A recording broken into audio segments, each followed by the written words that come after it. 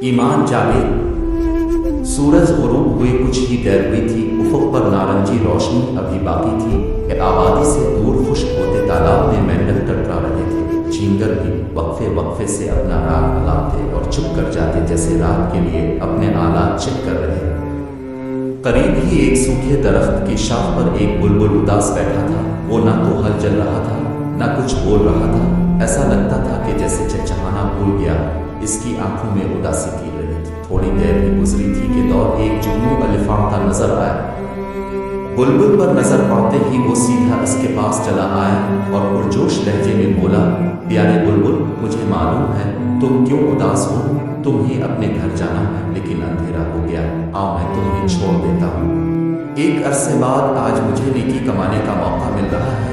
मैं तुम्हारी मदद के लिए हाजिर हूँ। नहीं, मुझे कहीं नहीं जाना, इसलिए कि मेरा घर बर्बाद हो चुका है। तुम्हारे घर को क्या हुआ? तो जुगनू ने हैरत से पूछा। जिस दरख्त पर मेरा घोंसला था, इसे काट दिया गया है, बल्कि आसपास के सब दरख्त कट गए। बुलबुल भराई हुई आवाज में बोला, हाँ, यहाँ तो बहुत से दरख्त थे, लेकिन अब एक भी नजर नहीं आ रहा। आखिर दरख्त क्यों काटे गए हैं? जुगनू ने आदेर अलिफादेर देखते हुए पूछा। तुम्हें वो शाहरा नजर आ रही है ना, बस इसको चौड़ा करने के लिए। बुलबुल ने कुछ दूर से गुजरती सड़क की तरफ इशारा किया। अब मेरी समझ में आया, लेकिन दूसरी तरफ इतनी जमीन भी कोई देने पर तैयार नहीं था। लिहाजा हुकूमत ने उन तमाम पुराने पेड़ों को काट डाला जो गुजरने वालों को साया फराहम करते थे और हजारों परिंदों उस पर बसेरा करते थे। बुलबुल ने कहा।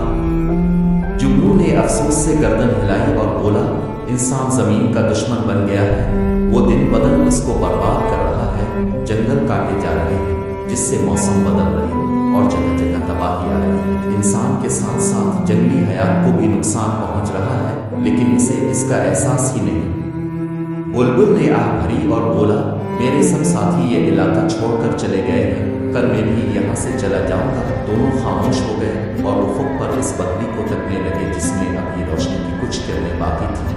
फिर जुगनू धीरे से बोला, हालात बहुत खराब हैं, लेकिन हमें नाउम्मीद नहीं होना चाहिए।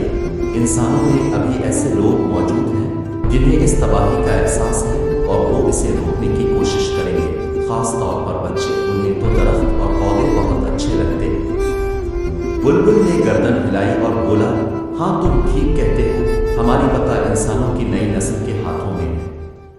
दोनों खामोश हो गए। जब अंधेरा बढ़ गया तो जुगनू रोशनी फैलाता एक तरफ अलिफाड़ गया और बुलबुल ने अपनी चूंच परों में छुपाकर आंखें मूंद ली।